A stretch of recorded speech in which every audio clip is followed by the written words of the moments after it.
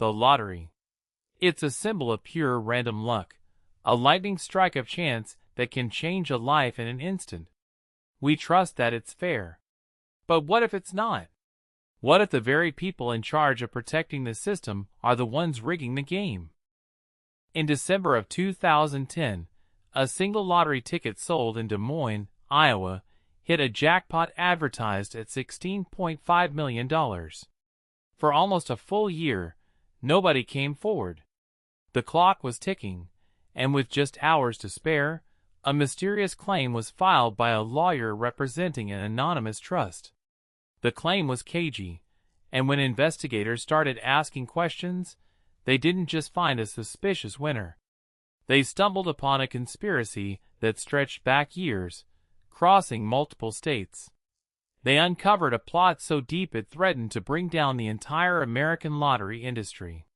At its center was the one man nobody could have ever suspected, the lottery's own head of security. This is the story of how he did it, how he faked win after win, and how one mistake unraveled one of the most audacious frauds in history. The game was Hot Lotto, a multi-state lottery popular for its rolling jackpots.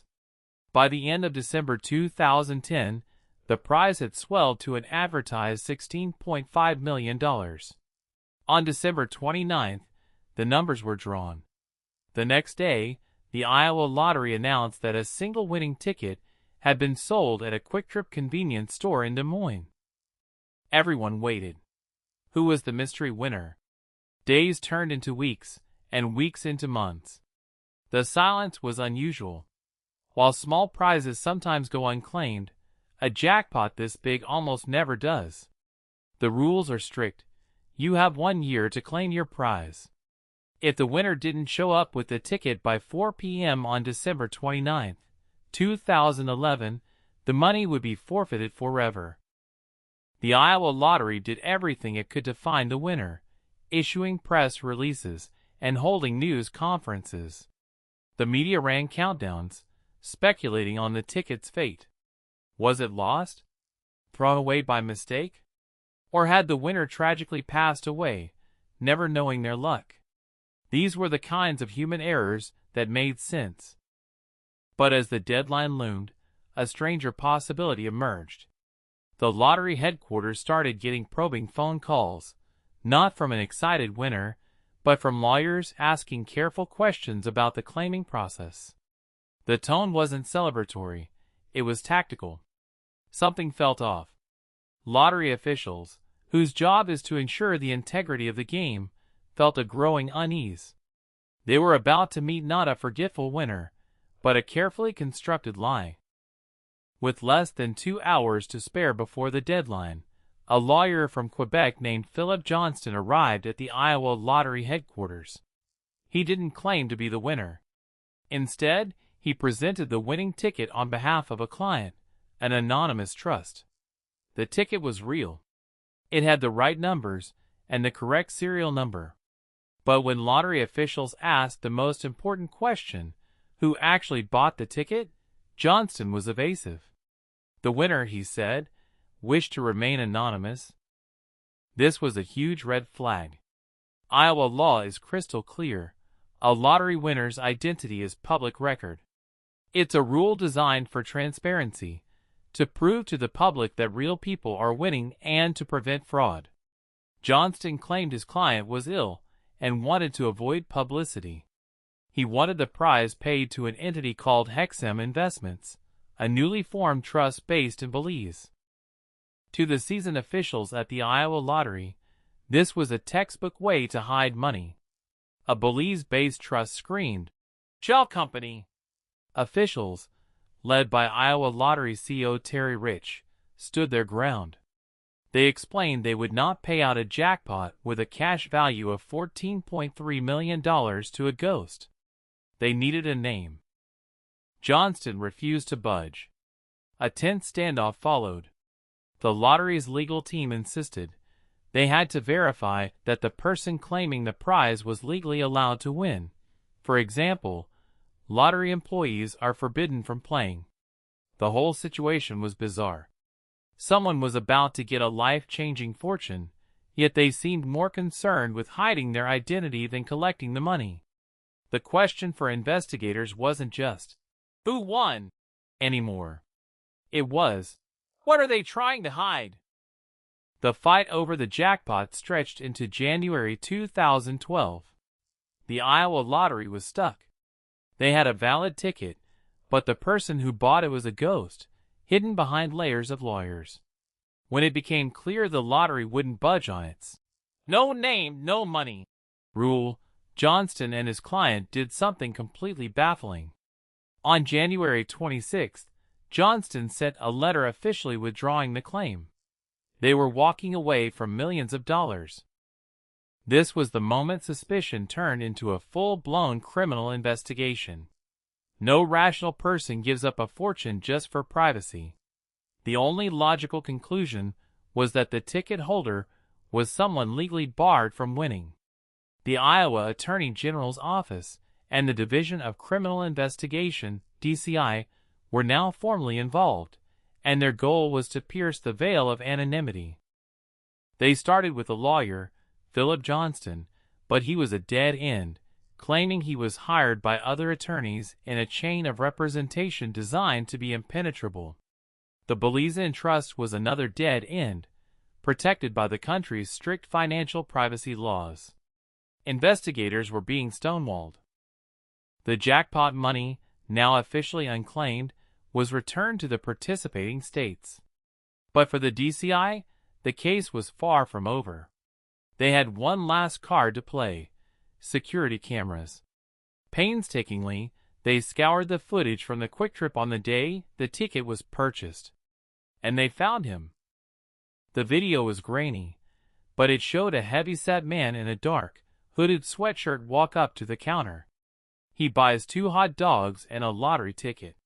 The camera even captures his voice, a low, indistinct drawl. This was their man. They didn't have a name, but they had his image and his voice. In October 2014, with the trail growing cold, they made the footage public, hoping someone, somewhere, would recognize the man who would rather give up millions than show his face. For nearly 3 years, the investigation went nowhere.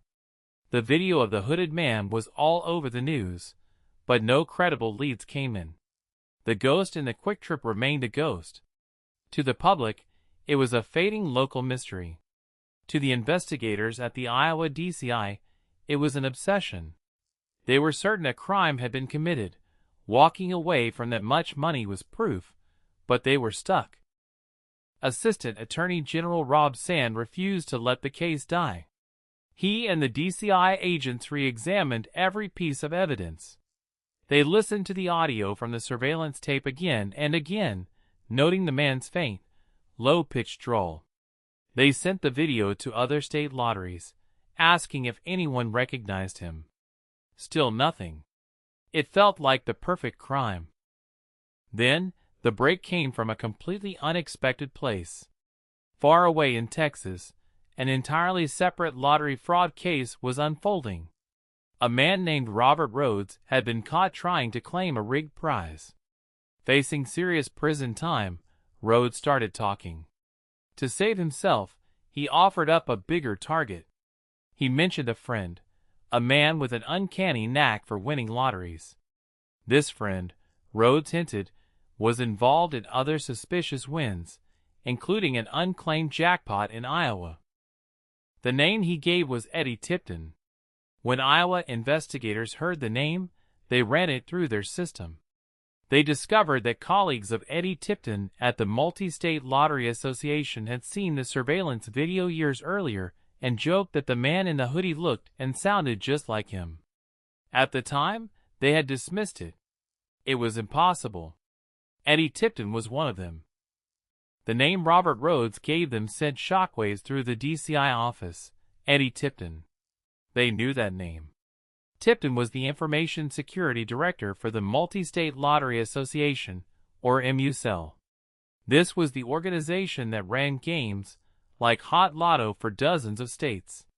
Simply put, Eddie Tipton was one of the people in charge of keeping the lottery secure.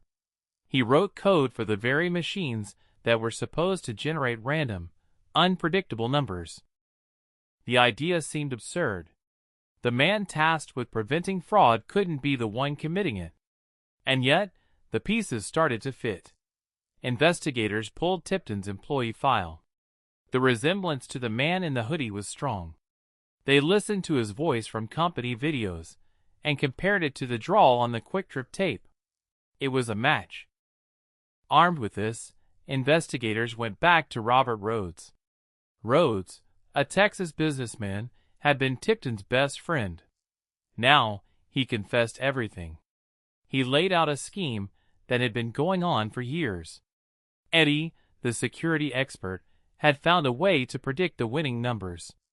Rhodes's job was to recruit people to claim the prizes, hiding Tipton's involvement.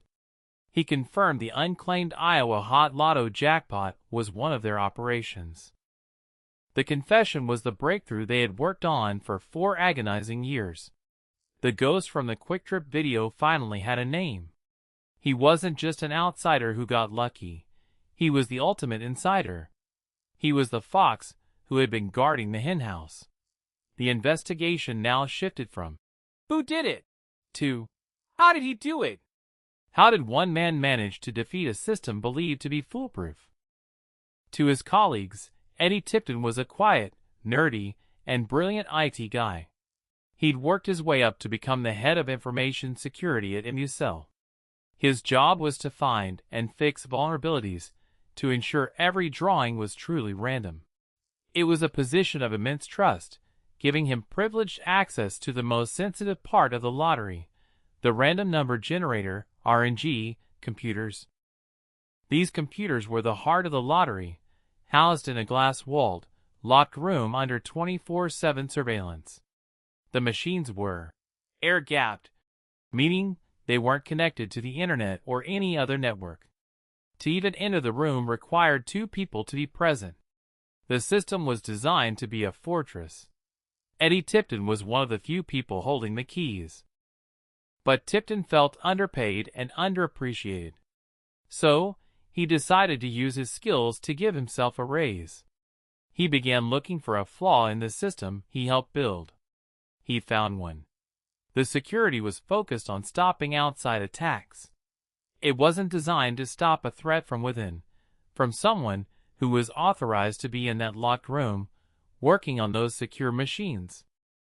His co-workers never suspected a thing. Eddie seemed like a normal guy. He was married, had a family, and lived in a modest suburban home. He was, as his friend Robert Rhodes said, a good old boy from Texas who loved to hunt. He was the last person you'd suspect. But behind that facade was a man who had found the perfect vulnerability and was exploiting it with breathtaking audacity. The man behind the curtain wasn't some shadowy hacker. He was the guy down the hall. So how did Tipton predict numbers from a machine designed to be completely random?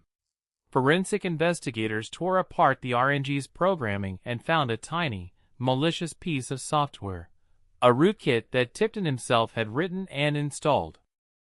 The scam was ingenious. During his authorized work on the computers, Tipton inserted a few lines of code. This code was programmed to do 2 things. First, it was designed to be invisible. It would install itself, execute its function, and then delete itself, leaving no trace. This is why initial audits found nothing wrong. Second, the code was a secret trigger. It told the random number generator to stop being random under a very specific set of circumstances. For most of the year, the lottery machine worked perfectly. But Tipton's code programmed it to act differently on a few specific dates of the year. The trigger would only activate if those dates fell on certain days of the week and after a certain time of day. If all those conditions were met, Tipton's secret code kicked in. Instead of using the normal randomizing process, the machine would use a predictable algorithm Tipton created. By knowing this secret algorithm, he could calculate the winning numbers for that specific draw in advance. He had built a back door into the system, and only he had the key. This wasn't just about one hot lotto drawing in Iowa. Versions of Tipton's code had been installed in machines used by lotteries in several other states, including Colorado, Wisconsin, Kansas, and Oklahoma. The Iowa prize was just the tip of the iceberg. Across all states, Tipton and his network successfully claimed fraudulent winnings totaling over $2.2 million. With Tipton identified, investigators started looking backward, connecting the dots of a conspiracy that had run for years. The unclaimed Iowa jackpot wasn't his first attempt. It was just his most ambitious and, ultimately, his most clumsy. The first known rigged win was in 2005. A Colorado lottery jackpot worth around $569,000 was claimed by Tommy Tipton, Eddie's brother. Tommy, a former Texas justice of the peace, had a friend claim the prize, saying he was hiding the win from his wife. It seemed plausible at the time. Now, it was clear this was the first test of Eddie's code. The pattern repeated. In 2007, a $783,000 jackpot was hit in Wisconsin, claimed by a company controlled by Robert Rhodes. Rhodes later admitted that Tipton had given him stacks of numbers to play. The scheme was simple. Eddie predicted the numbers. He then gave them to his brother Tommy or his friend, Robert Rhodes. They would travel to the state, buy the tickets, and then use a network of associates and legal entities to claim the cash, washing the money and hiding its connection back to Eddie. For years it worked. The prizes were large, but not so enormous that they attracted massive scrutiny. They were hiding in plain sight. But greed got the better of them. The Iowa jackpot was a bigger prize, and Eddie made a fatal error. He bought the ticket himself. His presence in that quick trip, captured on camera, was the loose thread that would unravel the entire enterprise. In January 2015, for years after he bought the winning ticket, Eddie Tipton was arrested at his desk at the Multi-State Lottery Association. He was charged with 2 counts of fraud. He insisted he was innocent, arguing the man in the video was unidentifiable, and there was no proof he'd tampered with the computers. At his first trial in July 2015, which focused only on the Iowa jackpot, prosecutors presented the mountain of circumstantial evidence: the video, the voice analysis, the suspicious claim, and the baffling decision to walk away from millions. The jury was convinced. Eddie Tipton was found guilty and sentenced to 10 years in prison. This conviction gave prosecutors the leverage they needed to unravel the entire conspiracy. With Robert Rhodes now fully cooperating, they charged Eddie and his brother Tommy with ongoing criminal conduct for rigging lotteries in 4 other states. For 2 more years, Eddie maintained his innocence. His defense hinged on the fact that investigators had never actually found the malicious code. Then, in 2017, forensic specialists finally found it. They uncovered the self-deleting rootkit Tipton had tried so hard to hide. It was the smoking gun. Faced with irrefutable proof, Tipton's fight was over. In June 2017, he confessed to everything. "I wrote software that included code that allowed me to technically predict winning numbers," he admitted. As part of a plea deal, he was sentenced to up to 25 years in prison. His brother Tommy served 75 days in jail. Robert Rhodes received probation for his cooperation. The conviction of Eddie Tipton ended a decade of fraud, but the fallout was just beginning. The scandal rocked the lottery industry, which relies entirely on public trust. The Multi-State Lottery Association was forced to overhaul its security. The longtime executive director was forced out. New security protocols were put in place, and the RNG software was replaced and audited by third parties. The Hot Lotto game, its name now forever linked with fraud, was discontinued. Eddie and Tommy Tipton were ordered to pay approximately $2.2 million in restitution to the states they defrauded. As for the mastermind, after being sentenced in 2017, Eddie Tipton served less than 5 years of his 25-year sentence before he was released on parole in 2022. The Hot Lotto scandal is a chilling story of an insider threat. It shows that the biggest vulnerability in any secure system is often not a flaw in the technology, but a betrayal of trust. It began with the simple mystery of an unclaimed ticket and ended with the exposure of a criminal who was hiding in plain sight. Tipton's conspiracy was a masterpiece of deception, but it was undone by a single greedy mistake. By buying the ticket himself, he exposed himself to the one thing he couldn't control: a camera. And in the end, that single image ensured that the man who rigged the game would not get away with it.